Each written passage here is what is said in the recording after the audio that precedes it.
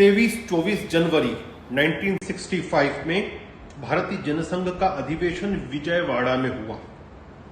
जनसंघ के इतिहास में यह नए अध्याय का आरंभ था।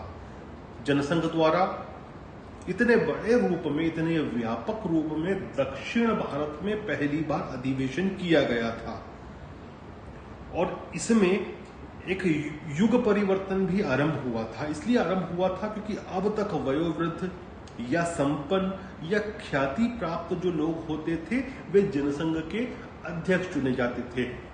एक इसमें अपवाद थे, वह आरंभ में थे डॉक्टर श्यामा प्रसाद मुखर्जी, जो हर तरह से वे ख्याति पुरुष भी थे, वे दूरदर्शी भी थे, क्योंकि वे एक राजनेता भी थे, वे एक विजनरी थे, बहुत एकेडमिशियन थे, उनमें सब गुण थे।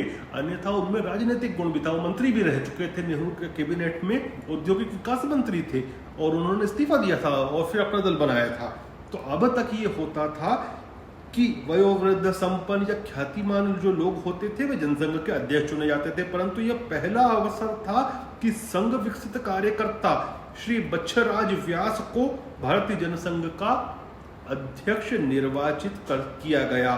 तुलनात्मक रूप से वे युवा थे और वह प्रथम पीढ़ी के कार्यकर्ताओं में थे जिन्हें गुरुजी ने डॉक्टर श्यामा प्रसाद मुखर्जी को दिया था भारतीय जनसंघ के निर्माण के लिए।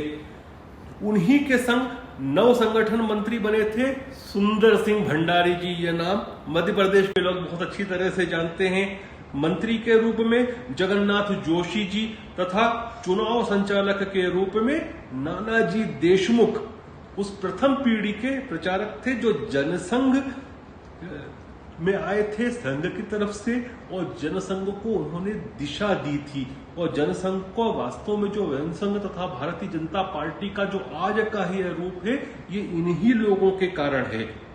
अपने प्रतिवेदन में इन नामों का उल्लेख करते समय दीनदयाल जी के चेहरे पर संतोष भाव देखते ही बनता था। अंग्रेज शासन काल में भारत में अंग्रेजी को राजभाषा के रूप में थोप दिया गया था और इसका कारण यह था, मूल मंत्र यह था उनका अंग्रेजों का, कि भारत की संस्कृति पर अंग्रेजी रूपी चोट पहुंचाई जाए, भारत का सांस्कृतिक परिवर्तन किया जाए, हमको जिसको कहते हैं ब्राउन इंग्लिशमैन बना दिया जाए। काले तो नहीं कहते थे वो लोग भी, हमको ब्राउन इंग्लिशमैन बना दिया जाए। इसीलिए शब्द आया बाबू, कि होगा तो वो जो हम बार बार कहते हैं आज भी उपयोग करते हैं सरकारी बाबू। सरकारी बाबू का मतलब क्या हुआ? बाबू का मतलब वह हुआ जो अंग्रेज कहते थे कि ये है तो सांवला, ब्राउन कलर का है, ब्राउन स्किन वाला है, लेकिन बातचीत अंग्रेजी में करेगा, सोचेगा अंग्रेजी में। तो जो आज के आईएएस होते हैं, उस समय चलती थी इंडियन सिविल सर्विस की एग्जामिनेशन होती थी, आईएएस की समकक्ष थी आईसीएस। तो वो आईसीएस जो बाबू होता था उसको बाबू इसलिए कहते थे कि वो चमड़ी से देखने में हमारे जैसा था, परंतु था विचारधारा से अंग्रेजी में, बोलता भी अंग्रेजी में था, सोचता भी अंग्रेजी में था। और इस कृत्य को करने में सबसे ज्यादा किसी का नेगेटिव रोल रहा भारत के दृष्टिकोण से तो वह मैकॉले का था।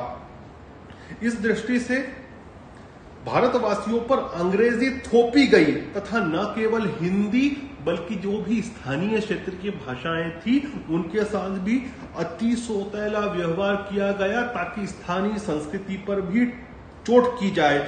यही वह तथ्य था जिसके कारण न केवल भारतीय जनसंघ बल्कि आज के हम बीजेपी के कार्यकर्ता भी राष्ट्रवादा भाषा हिंदी के लिए राजनीति भाव नहीं रखते, बल्कि उसका विकास करना हमारे लिए संतोष भाव वाली बात है, एक राष्ट्र भाव वाला विषय है हमारे लिए। 26 जनवरी 1965 को अंग्रेजी के केंद्रीय राजभाषा दर्जा समाप्ति की अवधि थी तथा राष्ट्रभाषा हिंदी को यह सम्मान प्राप्त होने वाला था। परिवर्तन के इस समय का लाभ कुछ सत्तावादी, विकृत मानसिकतावादी दलों तथा नेताओं ने लिया। दक्षिण भारत में अंग्रेजी समर्थन तथा हिंदी विरोधी दंगे भड़क गए। बहुत बड़े दंगे हुए थे ये हिंदी विरोधी थे, मतलब साउथ इंडियन लैंग्वेजेस के प्रो और हिंदी के विरोध में। अभी भी जब ये बात होती है तो बहुत सी साउथ इंडियन पार्टीज हैं, डीएमके वगैरह, ये इस बात पर राजनीति खेलना, पॉलिटिकल कार्ड खेलना शुरू करती हैं कि हिंदी का विरोध करना। पौंडीचेरी में श्री अरविंद आश्रम तथा तिरुपति में डॉक्टर राधाकृष्णन के पुस्तकालय को दंगाइयों ने आग के हवाले कर दिया। तमिलनाडु में हिंसा का व्यापक रूप दिखाई दिया। कांग्रेस पार्टी स्वयं नहीं परंतु उसकी आंतरिक गुटबाजी भी इस स्थिति में दोषी थी। मद्रास के मुख्यमंत्री की हठगर्मी, देखिए उस समय तक, उस कालखंड तक कांग्रेस का वर्चस्व हुआ करता था तमिलनाडु में। हमको नहीं भूलना चाहिए कि कांग्रेस के अधिकांश अध्यक्ष जिनको, और उन लोगों में जो बड़ा वर्ग था, बुद्धिमान वर्ग था, जो इंदिरा गांधी को पहले लाया और बाद में अपोज करने लगा और फिर बाद में कांग्रेस ऑर्गेनाइजेशन उनका निर्माण उन्होंने किया, वे सब कहां से थे? वे तमिलनाडु के थे, जिसको बाद में इंदिरा गांधी सिंडिकेट कहने लगी, कांग्रेस सिंडिकेट कहने लगी थी। तमिलनाडु में हिंसा का व्यापक रूप प्रदर्शित हुआ। कांग्रेस पार्टी नहीं, परंतु स्वयं नहीं, परंतु उसकी आंतरिक गुटबाजी इसके लिए दोषी थी। इसकी आंतरिक गुटबाजी भी इसके लिए दोषी थी। मद्रास में मुख्यमंत्री की हठगर्मी तथा कांग्रेस प्रधान द्वारा हिंदी पत्रों का तिरस्कार गंभीर स्थिति को अति गंभीर रूप प्रदान करने में कारगर था। द्रविड़ मुन्नेत्र कषगम, डीएमके, ये डीएमके वही पार्टी है जिसके पहले करुणानिधि जी अध्यक्ष हुआ करते थे, और उनकी डेथ के बाद उनके जो छोटे वाले बेटे हैं स्टालिन, अभी वह इसके अध्यक्ष हैं। तमिलनाडु में लोकसभा में आज भी सर्वाधिक सीटें उसकी ही हैं, और परंतु जो अभी सत्तारूढ़ है वो एआईएडीएमके है। तमिलनाडु के पॉलिटिक्स में एआईएडीएम का ऑल इंडिया अन्ना द्रमुक जो है, जिनको कहते हैं, वह डीएमके के फ्रेगमेंटेशन के बाद बनी थी। द्रविड़ मुन्नेत्र कक्षम के नेताओं ने जनभावनाएं भड़काने में किसी प्रकार की कमी नहीं छोड़ी। कम्युनिस्ट भी इसमें पीछे नहीं थे। दीनदयाल जी के अनुसार वास्तव में तमिल लोग हिंदी के विरोधी नहीं, परंतु स्वार्थी एवं पृथकतावादी शक्तियों ने उनका दुरुपयोग किया है।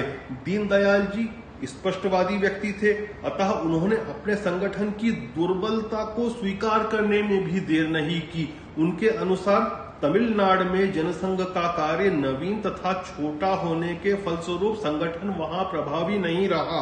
मानते थे दीनदयाल जी, जहां कमी होती थी मान लेते थे। देखिए, दीनदयाल जी को दूसरों से अलग बनाने वाला उनका चरित्र था। सच बात बोलते थे, जो बात मानना होती थी वो बिल्कुल एक्सेप्ट करते थे। वो कभी नहीं करते थे कि हमारी गलती नहीं है, हमारे संगठन कमजोर था, वहां पर हमारी गलती थी। उन्होंने एक्सेप्ट की इस चीज को कि हम इसलिए कुछ प्रभाव नहीं छोड़ पाए क्योंकि हमारे संगठन में दम नहीं था वहां पर तमिलनाडु में।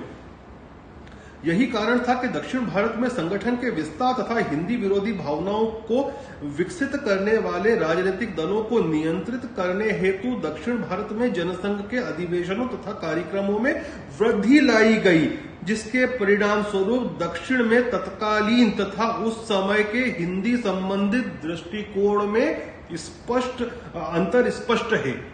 परिवर्तन आया है। आज भी आप देखिए कि ठीक है, डीएमके कई बार, ठीक है, बीजेपी की सपोर्टिंग पार्टी है आज के समय में एआईएडीएमके, लेकिन कई बार वह भी, क्योंकि पॉलिटिक्स तो पॉलिटिक्स है ना, वो भी हिंदी विरोधी स्टैंड ले लेती है। लेकिन जनमानस में आज अंतर साफ साफ दिखता है। कुछ समय पहले मैं प्रवास पर गया था चेन्नई, और उसके पहले जो मैं गया था 10-11 साल पहले गया था, तो मुझे बड़ा व्यापक अंतर दिखा। जब 10-11 साल पहले गया था तो लोग जो थे जानते हुए भी उत्तर नहीं देते थे। समझ जाते थे, लेकिन आप अंग्रेजी में पूछो तो उत्तर देंगे, हिंदी में नहीं देते थे। लेकिन अब मुझे एक परिवर्तन दिखा अभी कुछ समय पहले, जो कुछ साल पहले गया था तमिलनाडु में, कि अब हिंदी के लिए उनका ऐसा दृष्टिकोण नहीं रहा। इसका कारण जनसंघ और भाजपा भी है।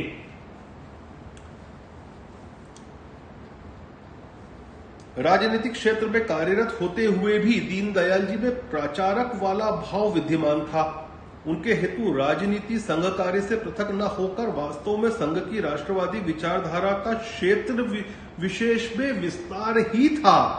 अब इसका मतलब आप समझिए, मैं हमेशा कहता रहा हूं कि दीनदयाल जी की जो वेवलेंथ थी वो गुरुजी से बहुत मिलती थी।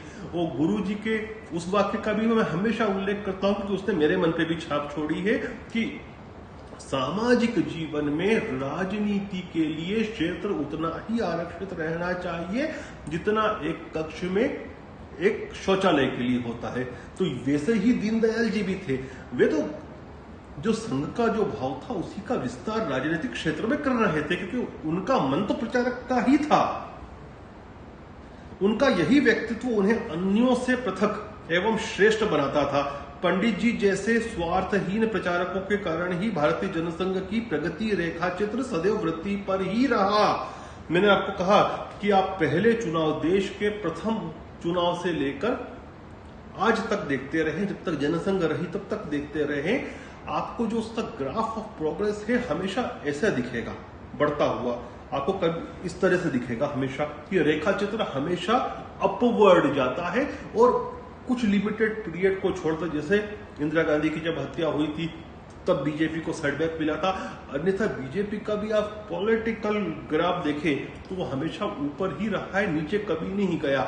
इसके विपरीत आप चाहे कांग्रेस को देख लें, आप कम्युनिस्ट पार्टी को देख लें, उसका रेखा चित्र नीचे की तरफ जाता है।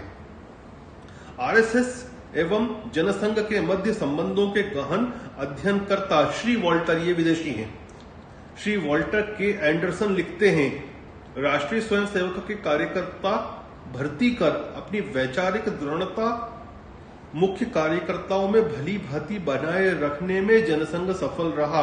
निष्कर्ष में श्री एंडरसन कहते हैं, मेरा मुख्य प्रतिपादन यह है कि निष्ठावान कार्यकर्ताओं की टीम को बनाए रखने की जनसंघ की क्षमता आरएसएस के साथ उसके निकटतम संबंधों के कारण ही संभव हो पाई है।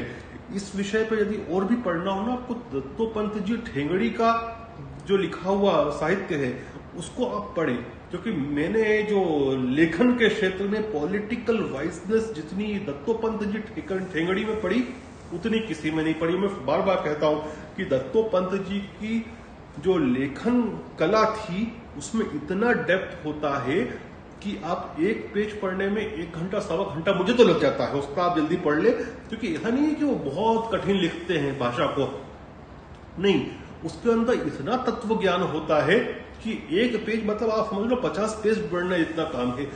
50 पेज का निचोड़ एक पेज में लिख देते थे। इसलिए दत्तोपंत जी का साहित्य मैंने जब भी पढ़ा है बहुत शांति से पढ़ता हूं, क्योंकि आपको बहुत समझने की जरूरत पड़ती है और बहुत कुछ सीखने को मिलता है। संघ के राष्ट्रवादी चरित्रों के भांति ही संघ के अनुशासन के सिद्धांतों को भी जनसंघ में स्थापित करने हेतु दीनदयाल जी निर्वाचित जनप्रतिनिधियों द्वारा आचार संहिता के आदर्श पालन के दृढ़ पक्षधर थे। वे सदन में अभद्र व्यवहार तथा समाचार पत्रों के ध्यान आकर्षण हेतु बार बार सदन से वॉकआउट करने को स्वस्थ नहीं मानते थे। यही कारण था कि जब भारतीय जनसंघ के मध्य प्रदेश विधानसभा के एक सदस्य पंडरीराव कृदांत ने विधानसभा में उपाध्यक्ष पर जूता फेंका तो दीनदयाल जी क्रोधित हुए तथा अपने प्रतिवेदन में घटना को उल्लेखित करते हुए कहा, चाहे उत्तेजित या शुद्ध हो जाने के लिए कितने ही पर्याप्त कारण रहे हों, यह आचार संसदीय परंपरा तथा जनसंघ द्वारा निर्मित आचार संहिता के प्रतिकूल है। मतलब आप सोचिए कि राष्ट्रीय महासचिव एक विधायक को इस तरह से डांट दे, वो भी अपने प्रतिवेदन में जो अपनी पार्टी की राष्ट्रीय कार्यकारिणी की बैठक में दे रहे हो, तो उस विधायक पर क्या बीती होगी। लेकिन दीनदयाल जी जो थे ना, अनुशासन के पक्के थे और वो उसको एग्जीक्यूट भी करवाते थे अपने दल में। यही कारण था कि दल की सफलता का। अब अगली कड़ी में हम देखेंगे 1965 का जो भारत पाकिस्तान युद्ध हुआ था, उसके विषय में जनसंघ का, दीनदयाल जी का और गुरु जी का, गुरु गोलवलकर जी का कर्तृत्व जो था वह भी आपको इसमें देखने को मिलेगा।